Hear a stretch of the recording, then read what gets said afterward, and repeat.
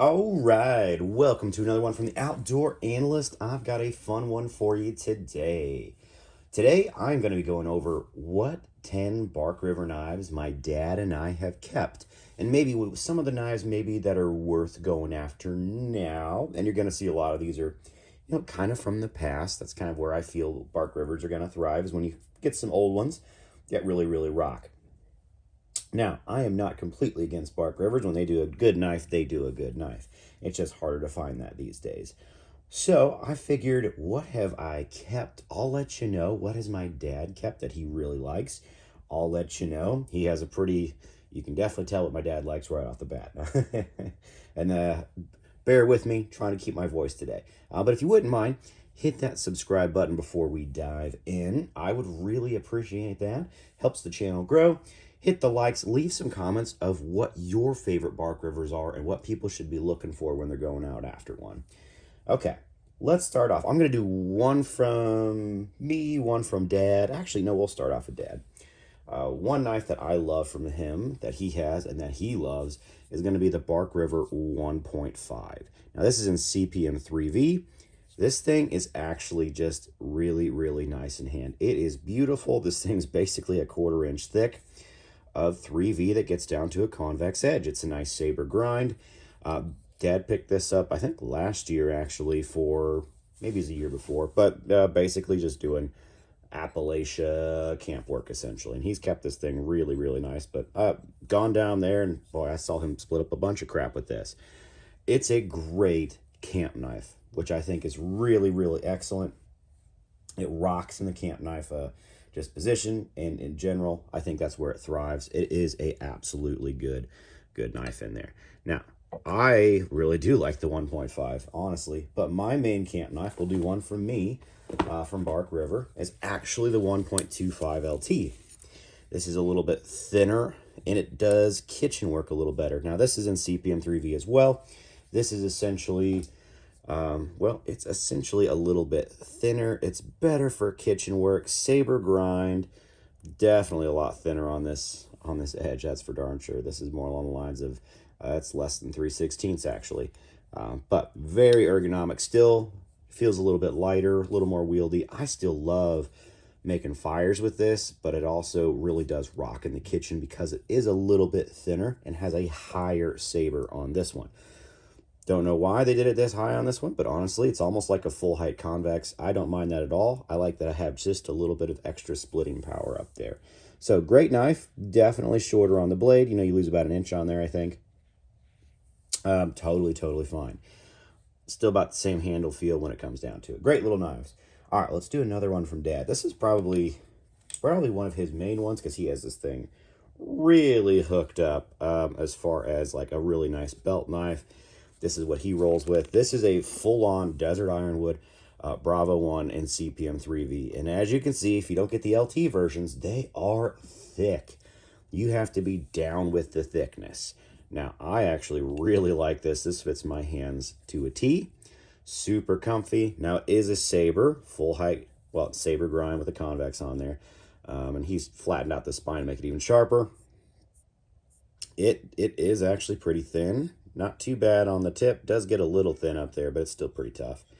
And he uses this one quite a bit. Beautiful, beautiful knife. He loves the Bravo line. I think obviously you'll be able to tell a lot of that from this video, but dominant knife for really just kind of a little bit of everything. Can do pretty much all belt knife tasks with this. Very good bushcraft knife all around. We'll throw out a Bushcrafter, maybe a new one for me that you haven't seen. I haven't done anything on this. Don't know if I ever will. This is an old Jolu. Desert ironwood. Beautiful. Actually, maybe that's not desert ironwood. I don't think that is, actually. Maybe it is. Beautiful hunting knife, in my opinion. Jolu, really cool custom maker. Did a quick run on A2 tool steel with one of his knives. Really pretty thick on the spine, but basically a full height convex. There's a little bit of saber about halfway through. Man, this thing gets down to a wicked thin edge, and it really just has the Jolu swoop, which is why I like this thing. And it gets really thin at the handle scales. It's a hunting knife. Absolutely, this is a hunter, and it's a beautiful version of a hunter. Honestly, this is probably his Oh, Loveless design, kind of in his own way, his own style.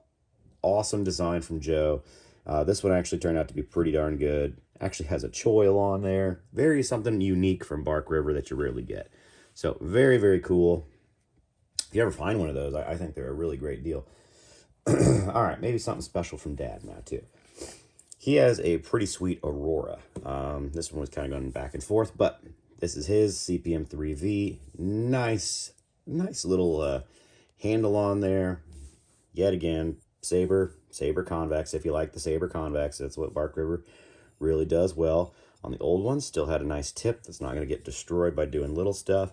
That's what I like about the older versions generally, is they actually have tips on them that aren't the most paper thin that snap like chickens. Very, very nice. Love the handles on here. Good looking knife, good performer, good camp knife too.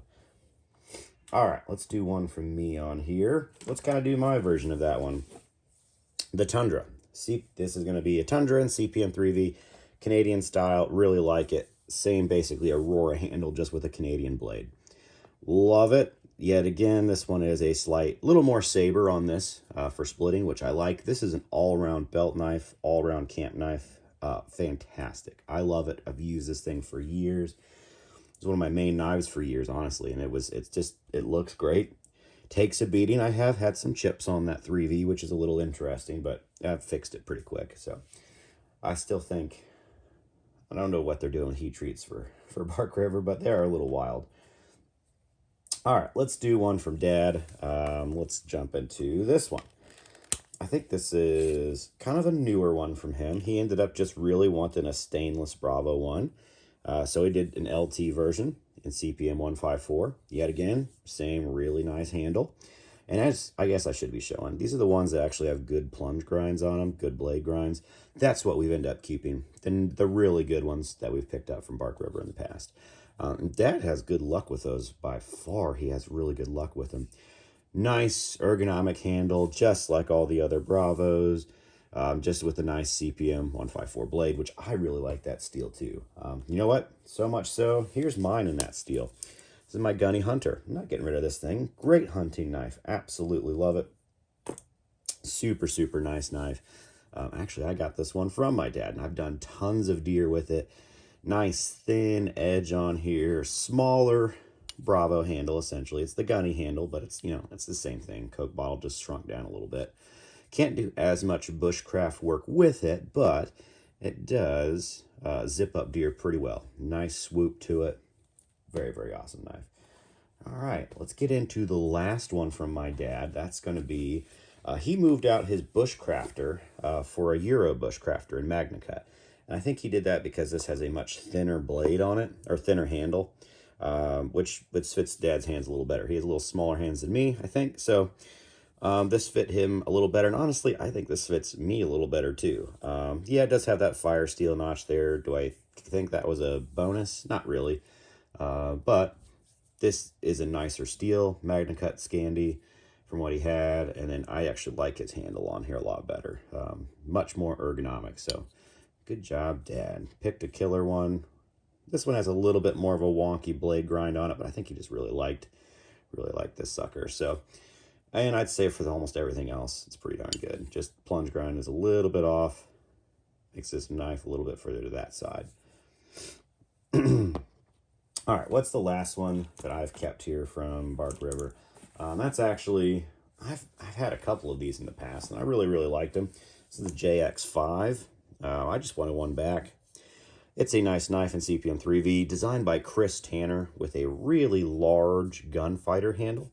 He's kind of known for over-the-size handles, and most of his knives, they are a little too big, but for this one, I like it because it gives you a little more leverage to do chopping, which is kind of the point of this knife.